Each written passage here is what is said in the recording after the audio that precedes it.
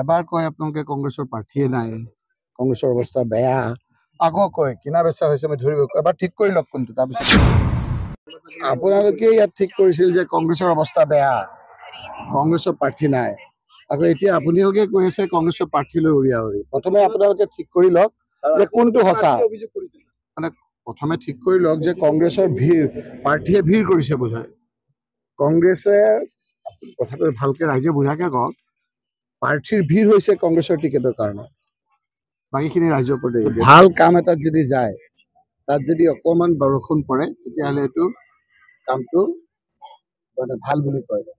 হিন্দু ধৰ্মত এইটো কয় পুষ্পবৃষ্টি আৰু মুছলমানত কয় ৰহমতৰ বৰষুণ। আজি মই বিনা কান্দিলে আহিছোঁ, প্ৰথম পদাৰ্পণ কৰিছোঁ। বোধহয় আল্লাহ তালাই ভগৱানে আমাক গ্ৰহণ কৰিছে, আৰু সেইকাৰণে আপোনালোকে দেখক এই ওপৰৰ পৰা পানী পৰিছে অলপ অলপ, এইটোকে কয় পুষ্পবৃষ্টি বা ৰহমতৰ বৰষুণ।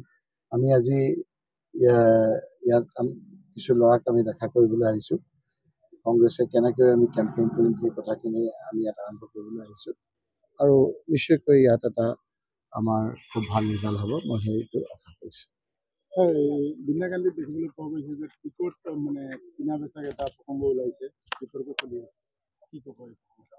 এবাৰ কয় আপোনালোকে কংগ্ৰেছৰ প্ৰাৰ্থীয়ে নাই, কংগ্ৰেছৰ অৱস্থা বেয়া, আকৌ কয় কিনা বেচা হৈছে মই ধৰিব, এবাৰ ঠিক কৰি লওক কোনটো। তাৰপিছত অভিযোগ আনিছে দলৰ যিসকলে প্ৰাৰ্থীত্ব বঞ্চিত, তেওঁলোকে কৈছে যে দলৰ টিকট বিক্ৰী হৈছে, ৰাজ্যিক পৰ্যায়ৰ নেতাৰ পৰা আৰম্ভ কৰি সমষ্টি পৰ্যায়লৈকে তেওঁলোকে ৰাজহুৱাভাৱে। আপোনালোকে ইয়াত ঠিক কৰিছিল যে কংগ্ৰেছৰ অৱস্থা বেয়া, কংগ্ৰেছৰ প্ৰাৰ্থী নাই, আকৌ এতিয়া আপোনালোকে কৈ আছে কংগ্ৰেছৰ প্ৰাৰ্থীলৈ উৰিয়া উৰি। প্ৰথমে আপোনালোকে ঠিক কৰি লওক যে কোনটো সঁচা, মানে প্ৰথমে ঠিক কৰি লওক যে কংগ্ৰেছৰ প্ৰাৰ্থীয়ে ভিৰ কৰিছে বোধহয়।